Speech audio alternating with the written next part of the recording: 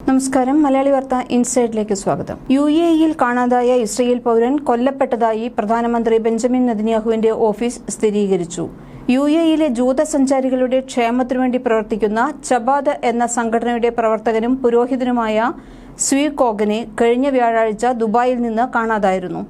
Uzbekistan സ്വദേശികളായ 3 പേർ സൂപ്പർമാർക്കറ്റിൽ നിന്ന് ഇറങ്ങിയ സ്വീ കോഗനെ പിന്തുടർന്നുവെന്ന് പറയപ്പെടുന്നു. റബിയുടെ കൊലപാതകത്തെ അമേരിക്ക ശക്തമായി അപലപിച്ചിട്ടുണ്ട്.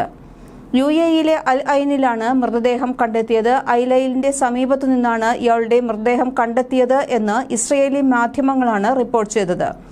ദുബായിൽ സ്വന്തമായി നടത്തുന്ന സൂപ്പർമാർക്കറ്റിൽ നിന്ന് കാർ ഓടിച്ചാണ് ഇയാൾ ഐലൈനിൽ എത്തുന്നത്. കാറിനകത്ത് ബലപ്രയോഗം നടന്നതിന്റെ സൂചനകളും UAE പോലീസിന് ലഭിച്ചു. ഇയാളുടെ ഫോൺ സ്വിച്ച് ഓഫ് ആയിരുന്നു. ഉസ്ബെക്കിസ്ഥാൻ സ്വദേശികളായ 3 പേർ ഇയാൾ ദുബായിലെ സൂപ്പർമാർക്കറ്റിൽ നിന്ന് ഇറങ്ങിയപ്പോൾ തന്നെ പിന്തുടർന്നുവെന്ന് പറയപ്പെടുന്നു. കൊലപാതകത്തിനു ശേഷം സംഘം തുർക്കിയിലേക്ക് കടന്നതായാണ് പറയപ്പെടുന്നത്. ഇക്കാര്യത്തിൽ തുർക്കി അധികൃതരുമായി ഇസ്രയേൽ ബന്ധപ്പെട്ടിട്ടുണ്ട്. കൂടാതെ അന്വേഷണത്തിന്റെ ഭാഗമായി ഇസ്രയേലി പോലീസ് സംഘം UAE-യിലേക്ക് പുറപ്പെട്ടു കഴിഞ്ഞു. കഴിഞ്ഞ വ്യാഴാഴ്ച മുതലാണ് ഇയാളുമായുള്ള ബന്ധം കുടുംബത്തിന് നഷ്ടമായത്. തുടർന്ന് പോലീസിൽ പരാതി നൽകി.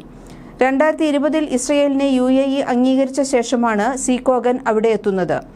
ജൂതരെക്കുറിച്ചുള്ള തെറ്റിദ്ധാരണകൾ മാറ്റുന്നതിനുള്ള പ്രവർത്തനങ്ങളാണ് ഇയാൾ UAE-യിൽ പ്രധാനമായും നടത്തിയിരുന്നത് എന്നാണ് റിപ്പോർട്ടുകൾ പറയുന്നത്.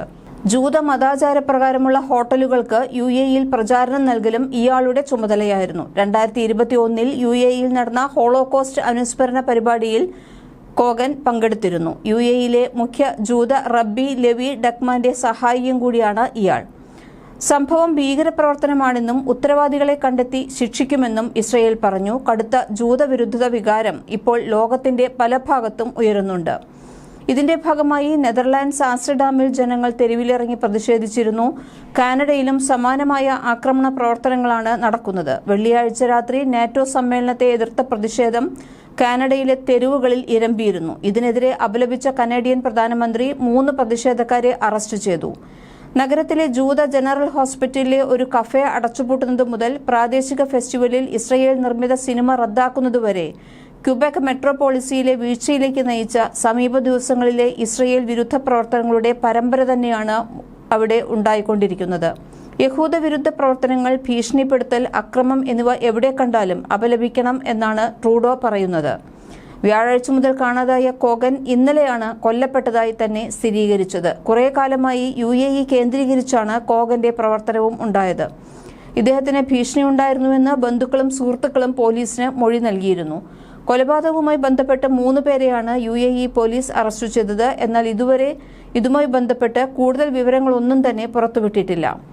6 മാസം മുമ്പാണ് കോഗൻ 2008-ൽ ഇന്ത്യയിലെ മുംബൈയിൽ നടന്ന ആക്രമണത്തിൽ കൊല്ലപ്പെട്ട കബാദ് വിഭാഗത്തിന്റെ പ്രതിനിധിയായ ഗാബി ഹോൾസ്ബർഗിന്റെ സഹോദരി പുത്രിയെ വിവാഹം കഴിക്കുന്നത്. ഭാര്യ അമേരിക്കൻ പൗരയാണ്. കബാദ് ജൂതന്മാർ പലസ്തീനിൽ പാടില്ല എന്ന നിലപാടുള്ളവരാണ്.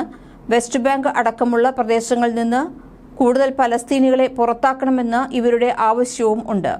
കുറ്റവാളികളെ നിയമത്തിന് മുന്നിൽ കൊണ്ടുവരുമെന്നാണ് ഇസ്രയേലി പ്രധാനമന്ത്രിയുടെ ഓഫീസും വിദേശകാര്യ മന്ത്രാലയവും സംയുക്ത പ്രസ്താവനയിൽ പറയുന്നത്. വിദേശങ്ങളിലേക്കുള്ള അനാവശ്യ യാത്രകൾ ഒഴിവാക്കണമെന്ന് പൗരന്മാർക്ക് സർക്കാർ നിർദ്ദേശം നൽകി. യാത്ര പോകുന്നുണ്ടെങ്കിൽ വിവരങ്ങൾ സോഷ്യൽ മീഡിയയിൽ പോസ്റ്റ് ചെയ്യരുത് എന്നും പറഞ്ഞു. കൂടാതെ കാണുമ്പോൾ ഇസ്രയേലിയാണ് എന്ന് മറ്റുള്ളവർക്ക് മനസ്സിലാകുന്ന രീതിയിലുള്ള പ്രകടനങ്ങൾ നടത്തരുത് എന്നും നിർദ്ദേശമുണ്ട്. ഇസ്രയേലി സൈന്യത്തിലെ ഗിവാറ്റി ബ്രിഗേഡിലാണ് നേരത്തെ കോഗൻ പ്രവർത്തിച്ചിരുന്നത്. ഹിൽ ബ്രിഗേഡ് എന്നും ഇതിന് പറയപ്പെടുന്നുണ്ട്. 1947-ൽ രൂപീകരിച്ച ഗിവാറ്റി ബ്രിഗേഡ് പലസ്തീനികളെ ഗ്രാമങ്ങളിൽ നിന്ന് കുടിയൊഴിപ്പിക്കുന്നതിന് നേതൃത്വം നൽകിയിരുന്നു. അറബികൾക്കെതിരായ യുദ്ധത്തിൽ പങ്കെടുത്ത ഈ സൈനിക വിഭാഗം 2005 വരെ ഗാസയിലും ക്യാമ്പ് ചെയ്തിരുന്നു. ഇപ്പോൾ ഗാസയിലും ലെബനാനിലും നടക്കുന്ന അധിനിവേശത്തിലും പങ്കെടുക്കുന്നുണ്ട്.